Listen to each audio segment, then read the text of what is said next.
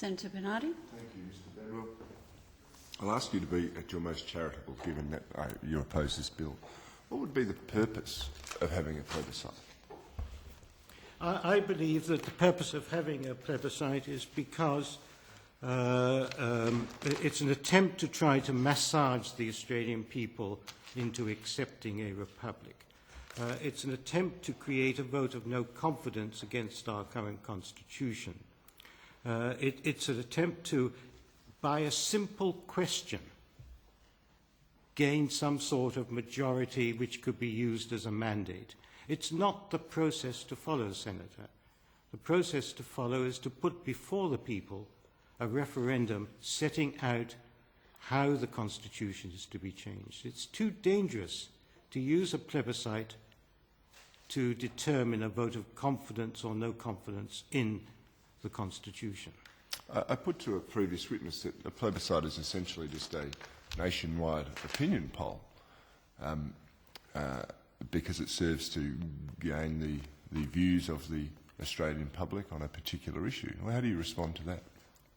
Of course, it's an official, non-binding poll of the people, but to use it on the national song is one thing. To use it on to determine confidence in the Constitution is another.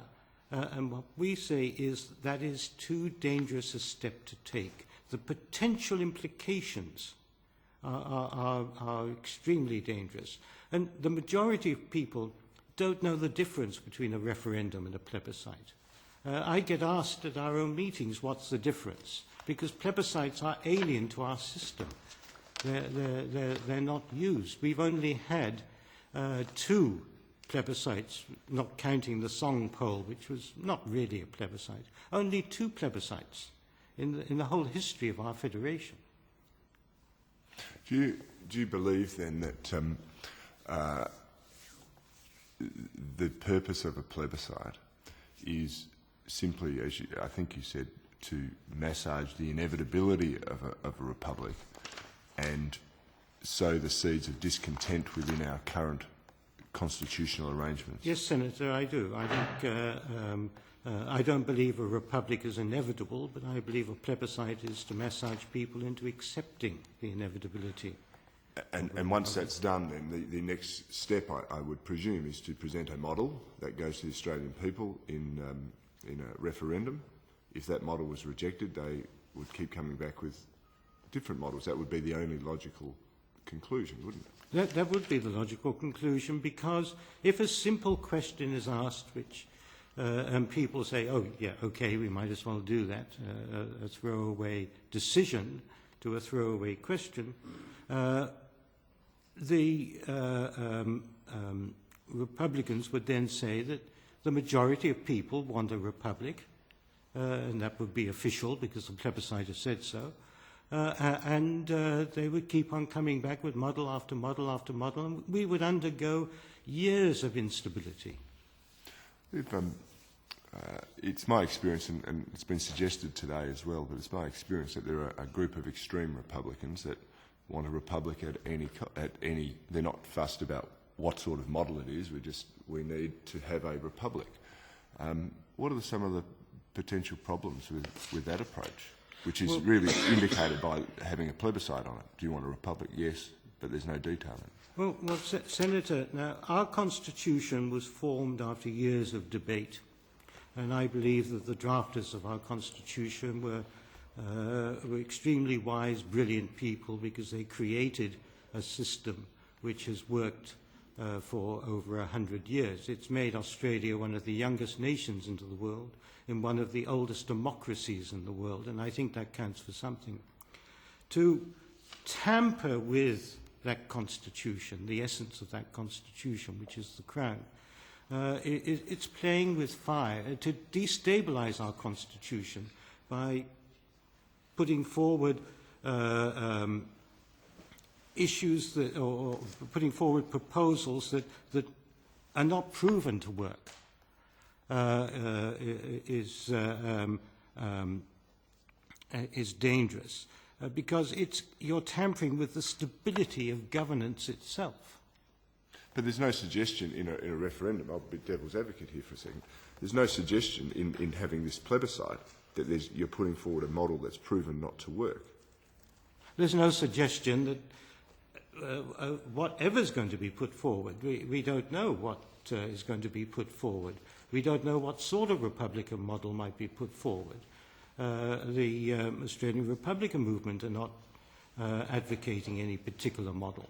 So you're suggesting that the Republicans are actually afraid of putting forward a definitive model because it will fail, like the last time did?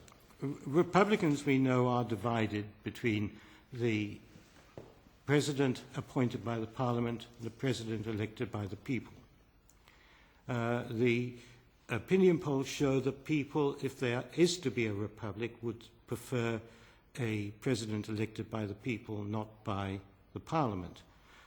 We know that conservative Republicans and most politicians, if there is to be a republic, would want a president appointed by the Parliament so that there would be no direct confrontation. A president would not have a mandate by the people in that instance.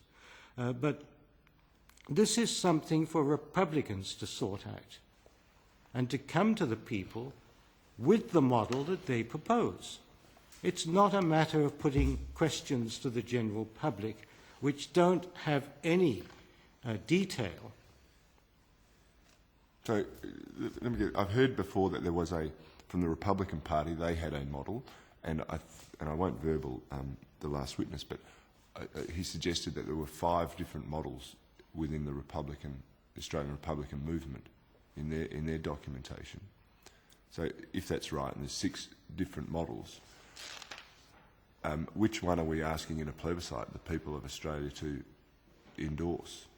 Well, according to this bill, the question is just simply an Australian republic. There's no definition of what sort of republic. There's no fine print there whatsoever. It's just a simple question that is being asked, but you're dealing with a complex matter of the governance of this nation. And we believe that asking a simple question is not the way to go. It's too risky, it's too dangerous, the potential implications are too great. If those who want change, and if this Parliament is intent on pushing a republic before the people, do it properly. Put the model before the people. Let the people then see what's on offer, and then let the people decide. That's the fair way to go. But the Republican cause has conducted hundreds, probably thousands of meetings between the various Republican advocates or bodies that are advocating for an Australian republic. They claim the will of the Australian people is very much to go towards a republic already, and that is, how people want to do it. So, would you share the view that this is a completely unnecessary step, and we should go, if there is a will of the Parliament, that they should put forward a model and allow the people to vote on it in a referendum? Well, Senator, we would dispute that it's the will of the people. The only time the will of the people was expressed was in 1999, and that will was against a republic and to retain our current system of constitutional monarchy. That is the only time that the will of the people has been expressed. Okay. Thank you very much, Mr. Benwell. Thank you, Chair.